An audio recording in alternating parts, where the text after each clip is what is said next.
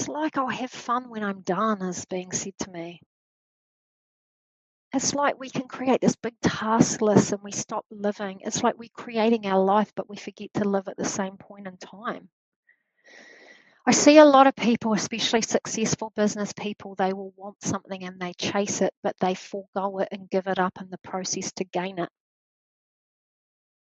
It's almost like they want freedom, but they give up all their freedom and trying to just work and work as a slave, and they're miserable and they're not happy, and they'll be like, I'll be happy one day, or I'll have freedom one day. But the point is, there's something called energetic supportive action. Let's say I want to create happiness. Sometimes things like happiness are actually quite elusive. It kind of makes you feel sad when you think about it. Oh my God. Sometimes I do little practices like saying, I feel happy when, and I'll be like, when I have a hot shower, when I've got a fridge full of, nice food, because that's important to me. Little things. I think sometimes people are waiting on these big markers in their life to experience what they're looking for. And the point is, it can be in your day to day, but you have to cultivate it. The point is, it's like, what are you giving up in the process? And so energetic supportive action is, let's say I want to cultivate something in the future and I'm chasing it. That quality exists in the present moment, but you have to add it to your life. Where can I start adopting change in a sense and lightening up and having more fun and releasing expectations? How can I implement that in such a small way? Because it's the energetic resonance or the energetic feeling that I'm actually searching for. It doesn't have to be the physicality manifestation, because that doesn't exist yet. But if I keep negating it, I'm never, ever going to get it. So it's almost like bringing in the small quality or the small energetic, what I'm looking for, into my daily life. So if I like disciplines, it's like a game. How could I create freedom and fun and non-seriousness into some small avenues in my life? Maybe to start with, it doesn't necessarily have to be work related, but there has to be an offshoot to experience it, or you'll never even achieve it anywhere else. But it's also like, you've forgotten what it feels like to be that way. So it's like a re-remembrance has to occur. But in order for a re-remembrance to occur, you would have to start to have disciplines that create it. Don't get me wrong, I'm not saying let's just add another task to the never-ending list. I would be working backwards. What makes you happy? What do you enjoy? What makes you feel like you are not responsible? Because it's the responsibility that weighs you down. I would kind of be working backwards and saying, what is it that makes me feel that way? Maybe it's a minor moment. I love my coffee first thing in the morning on my deck, and I look out over this peaceful view and there's birds and there's all these things.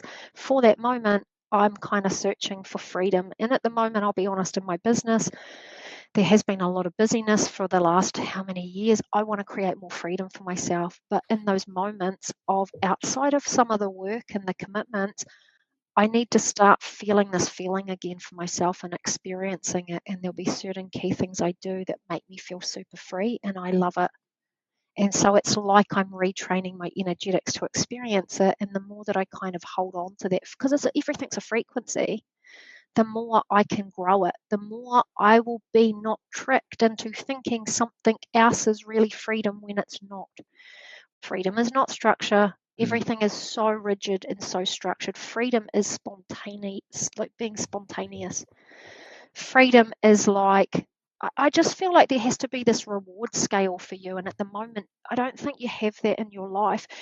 There has to be that celebration included in manifestation and creation. Otherwise, I just move the goalpost to myself over and over and over again.